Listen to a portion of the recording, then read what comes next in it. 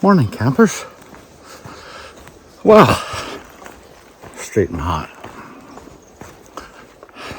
I don't know if I'm going to post this, but you know what? I was walking along. Well, I guess I should tell you where I'm at. Well, I drove out to Elkwater in Cypress Hills. I've done a video on actually this trip before, and you know what? I got a lot of things on the go. Well, not a lot of things, but I got some commitments, let's say. And this kind of was the week to go out here. So anyway, I drove out to the parking spot at the rodeo grounds, left my truck, and I think I've been on the trail about, I don't know, maybe 20 minutes. I thought, oh, maybe I should do a video. Do I want to do a video? I'm not sure. Anyway, I'm waffling now. So, here we are. Toes a bit better. Nails back. And funny thing is I was, I happened to see this show on YouTube. It was about the Cypress Hills where I'm at right now in Elkwater. Of course, the Cypress Hills borders Alberta and Saskatchewan. So they were talking about the Cypress Hills. They were talking about how it really wasn't affected by the Ice Age, because the reason we have this, you could say, bump in the middle of the flat prairies is because the actual ice, or the hill that this wasn't covered in ice. So when the ice receded and was moving and scraping everything away, that's why this bump's still here, because it wasn't under ice. If it had been, then we probably wouldn't have it. It'd be flat. So I thought that was really interesting. And then they started talking about the sort of like the wildlife out here, the plants out here, all of that stuff. It was really interesting. Why they built Fort Walsh, which is still here to this day. I mean, it's not manned by the RCMP or what was then the Royal Canadian Mounted Police, but the fort's still there, and there's a visitor centre there, and you get the whole history. It's really interesting, actually. Anyway, really nice area out here. I think I've shown you it before, but anyway, that's sort of like, I thought, yeah, you know what? I really liked that trip that I took before, because it encompasses lots of different things. It's 4 days, 2 days there, and to get to the end, which is right on the border on the Saskatchewan Provincial Park, and you sort of go through the valley and all that from Alberta to Saskatchewan.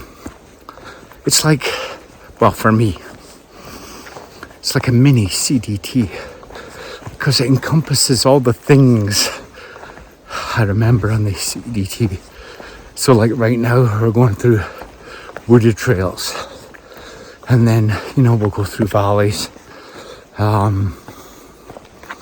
We'll end up on a gravel road, which is still kind of in a wooded area, and then we'll kind of end up in the prairies a little bit, where it's flat, just rolling hills.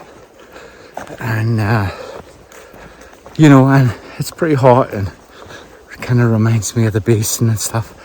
Yeah, it's, you know, and then you go back into the trees, and just when you get to the border there. So anyway, yeah, that's kind of, so I thought, yeah, I watched that show, and I thought, yeah, I think I'll go. Nice little trip. It'll test out my toe, see how it's doing. I mean, it seems to be okay. The nail's slowly growing back, so yeah. So anyway, I'll give you a look.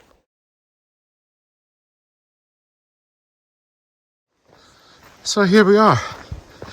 This is what, basically this is going to be like this, more or less, all the way to a place called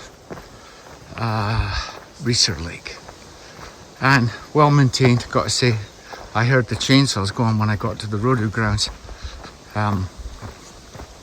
Yeah, it's walking through the trees. I mean, it's hard to believe that you're in the prairies. Like I said before, it's really quite interesting how this all came about. And I guess there's 10 different types of orchids out here. Who knew? All kinds of wildlife. There's elk out here. You know, the name Elkhorn, that kind of gives it away. There's deer. I'm not sure if there's moose. I don't think so. It's certainly elk and deer. And cougars, but no bears. So, and cougars usually aren't a problem. Yeah, so it's a really nice little trip, you know. And it's only 45-minute drive from Medicine Hat, right? So, bonus, you don't have to drive for hours and hours and hours, you know, to sort of experience it. To get out in nature, out in the trees, and yeah. And it's a little cooler out here. Not much, it's still nice. Yeah, but just a little cooler than Medicine Hat. It's usually about 5 degrees cooler. Anyway, that's the scoop, guys. We'll see what happens. I'll just give you guys a look at this map. So, maybe you can see on the left there. So I started at basically where that parking sign is, that archaeological site. I was close to there.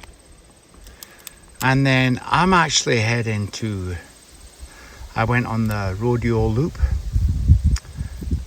just to mix things up, especially for the way back, because I'll go on a different one. And then if you look at the top there, I'll end up going to Reser Lake. But actually, this little one in the bottom here, where I'm going is to Battle Creek Campground. That's actually where I'm going to go. And yeah, I may take the Reser Hills TCT, it's called, right down there. That's probably what I'm going to do. It takes a little longer, but it's kind of nice. You're in the trees, and it saves being on the road, because I'll be on the road afterward. I'll end up on that Greyburn Road there, actually, is where I'll... Oh, maybe not. Hang on. Yeah, I think I have to end up on that Greyburn Road, which isn't really a road, it's a gravel road. Anyway, that's what she's looking like, and I'm at this junction here. See, there's a cattle gate there, and yeah, they have like cross-country ski trails here. They actually have a cross-country ski that's groomed, and this is never groomed. I've been out here cross-country skiing before when we get enough snow. It's actually really nice, but it's pretty rough. But they have another area that's kind of groomed, and it's really nice, actually. I was just thinking about it as I was walking along. Anyway, we're headed this way. I thought, yeah, maybe I should buy myself some new boots, and maybe I should go cross-country skiing this year. You just never know how much snow we're going to get. That's the trouble. Although, if you notice, we have a little ski hill up here. It's nothing crazy, but I'll tell you what, it's pretty nice to have a ski hill so close to where we live. It's not very big, it's not very difficult, but sure is nice if you want to get out and skiing. My downhill skiing, I think, is over, really. I'd rather go cross-country skiing. Go at my own pace, and no lift tickets and, you know, and stuff like that. Just take your time. And actually, funny story. I was in the army. I don't know if I ever told you guys that, but anyway. And I was stationed in Germany. And they had this, they used to have this, it was like a trips for guys, Snow Queen. It wasn't free, but you got to go to Bavaria in Germany there, really close to Austria and Germany. And they had a ski lodge there. And you could go there, and I can't remember how long it was. There was actually, you had to pay for it. It wasn't a crazy amount of money, but you did have to pay a little money. And you could go there And they basically taught you how to ski. And that's actually where I learned to ski. Downhill, cross country. I don't know what they call it when you put the skins on. We did a little bit of that. Actually, I never actually did that. I think the day we were meant to do it, we couldn't do it for some reason. But they gave us they showed us the equipment and how everything worked and all that. But the thing about cross country skiing is one thing I realized when we went cross country skiing. Actually, to be perfectly honest, I enjoyed the most. The downhill was great and all that, but I really liked the cross country skiing, to be perfectly honest. But there was all ages. And that's what I think sometimes people don't realize. There was older people, and you can go as fast or as slow as you want. It doesn't matter.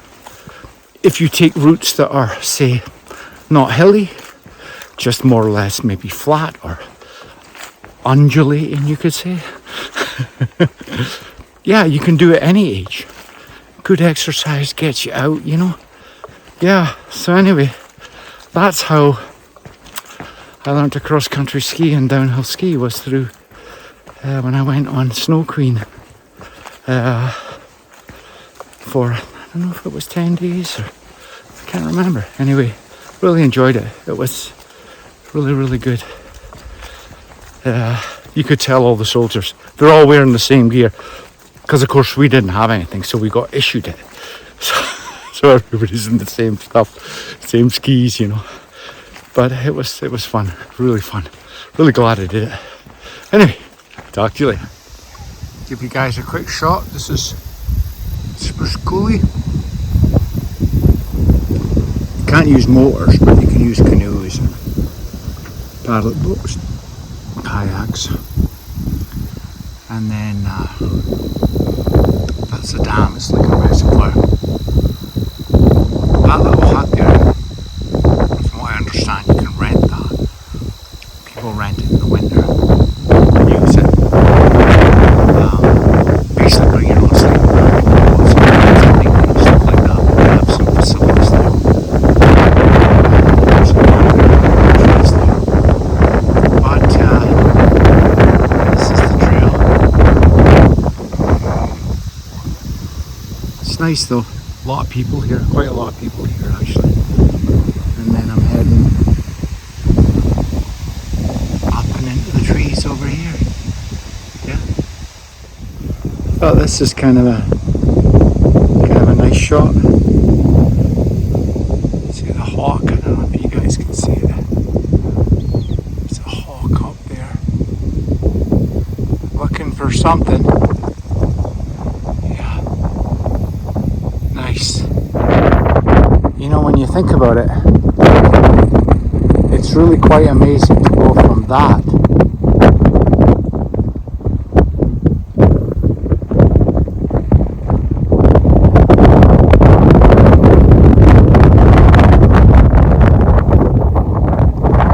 to this.